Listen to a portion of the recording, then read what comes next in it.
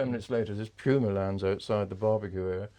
Poured 5, 6 crew, all pretty drunk, onto this puma.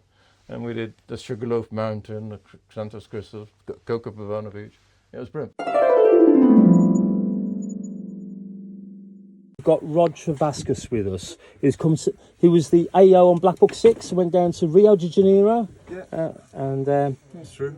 You're going to come and fly with us and actually operate the air electronic station that we've got here.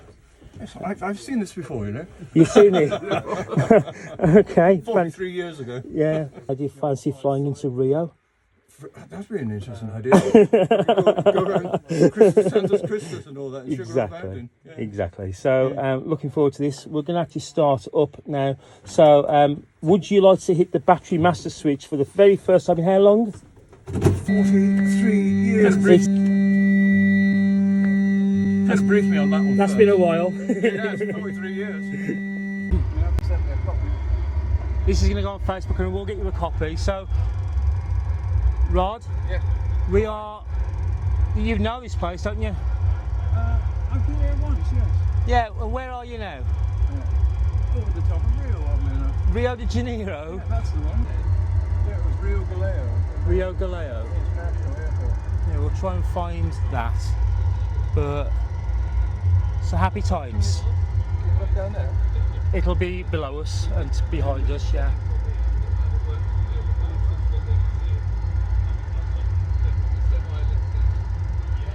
It feels good. The actual feel of the thing. Dave, back to you. Okay. Dave, you have control. We're going down. And as you do this, if you want to spiral it to the left, so all the way to the left.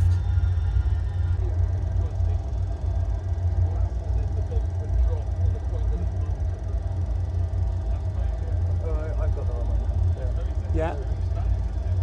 Keep it going. We're spiralling down. By spiralling, we stop the speed from increasing. Yeah, we actually spiraled down from 10,000 feet. You probably just have. I don't Dead on the centre line. know if this is the right runway, but this is the one we're going for. You just choose the first one that you come to, don't you? Okay. Now.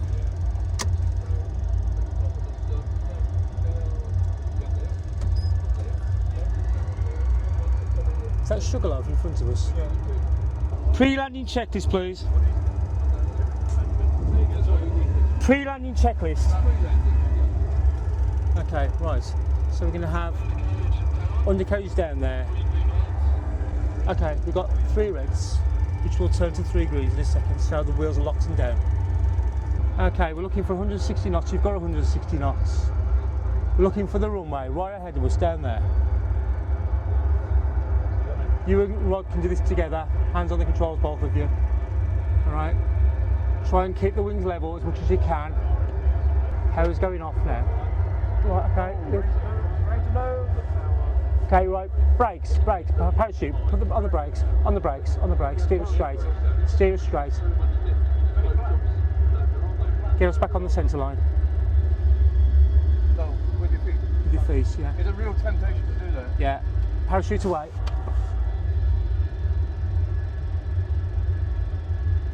Well done, that man. First landing. Parking brake on. Parking brake on. Brilliant. Do you know how to fly a Vulcan, is it? Yeah. Okay, lovely, thank you.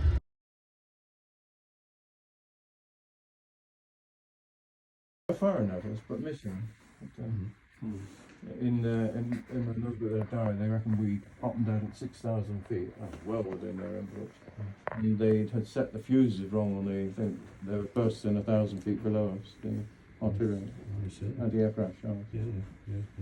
Which the co-pilot was happily recording to us in the back. He said, "Oh, I think they're firing at us." Oh, right, okay. See, that's why we're as the missile crew. Martin Withers did a cracking job on that first bombing run, but we had to stay over the islands, and we had to put ourselves in harm's way frequently, and we couldn't use a jammer. They had a smart Westinghouse jamming pod. We couldn't use a jammer because they might have burnt out the missile head, and so chaff front of your raised shaft. Right. Windows. Yeah, window, exactly. Yeah. Yeah. Yeah. But do you know what? As a kid, we used to decorate our Christmas tree with that With stuff. window. Yeah. Well, it's perfectly good for it, really. Wasn't it? I mean, it came in Silver- bundles and. Silver foil, Yeah. An undercarriage lock, nosewell undercarriage lock in the tin, just to make sure it sank. But it's fallen 8 miles.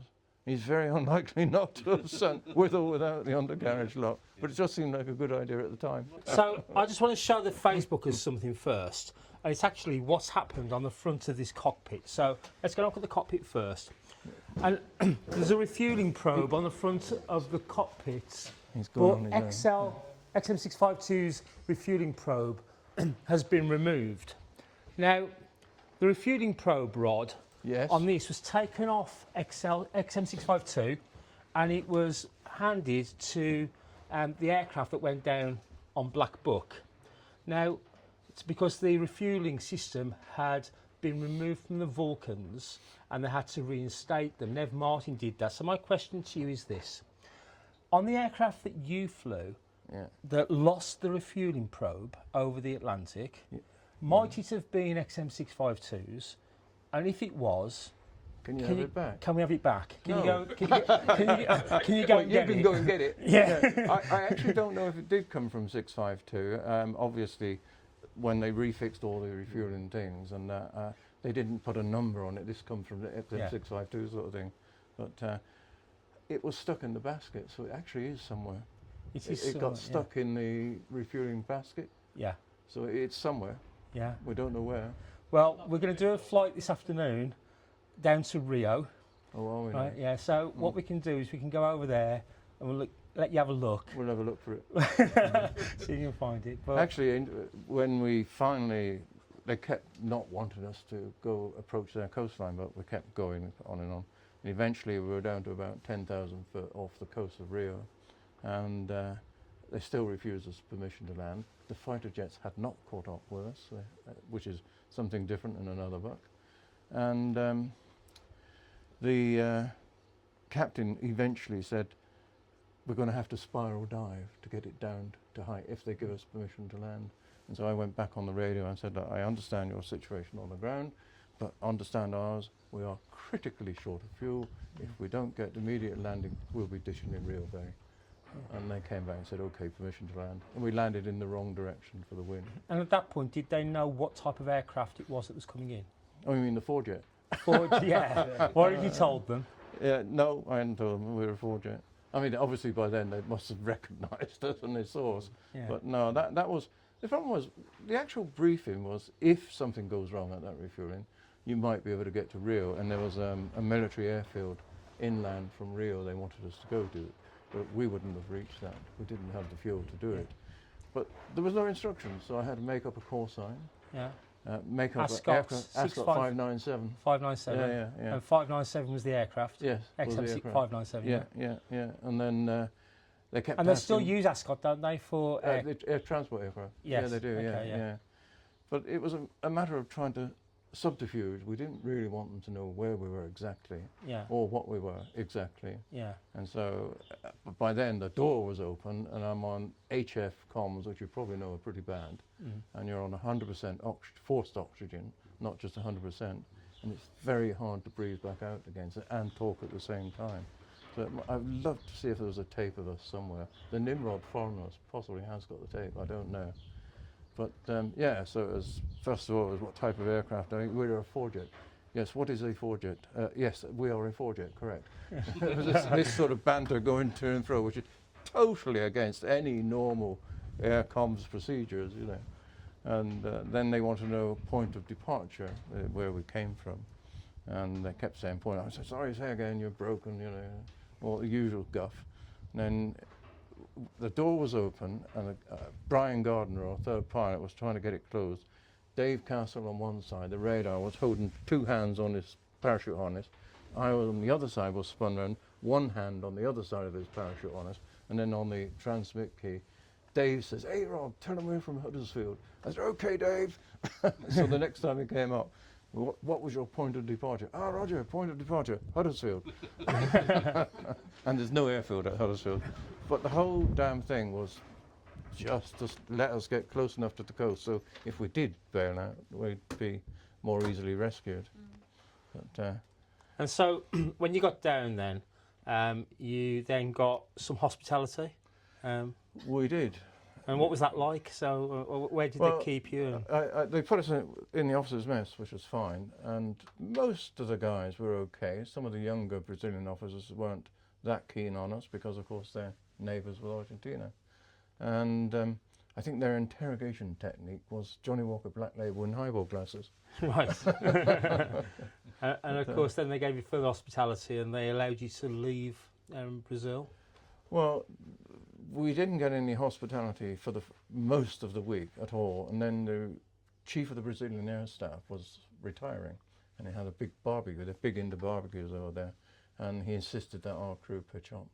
And he came over, and of course, again, highball glasses full of whiskey, Johnny Walker Black Label, and he came over to our table and was chatting to us. What did you think of Rio? Well, we've not actually been able to go into Rio, sir. We've been under house arrest. And he said, oh, right. And he called a Puma up. 10 minutes later, this Puma lands outside the barbecue area. Poured 5, 6 crew, all pretty drunk, onto this Puma. And we did the Sugarloaf Mountain, the Santos Cristos, Copacabana Beach. It was brilliant, but we didn't have a camera. Nobody had a camera, which was a tragedy. But then on the last night, they said, right, we're going to take you into Rio, which they did. And in my car, I've got the actual Performer nightclub brochure.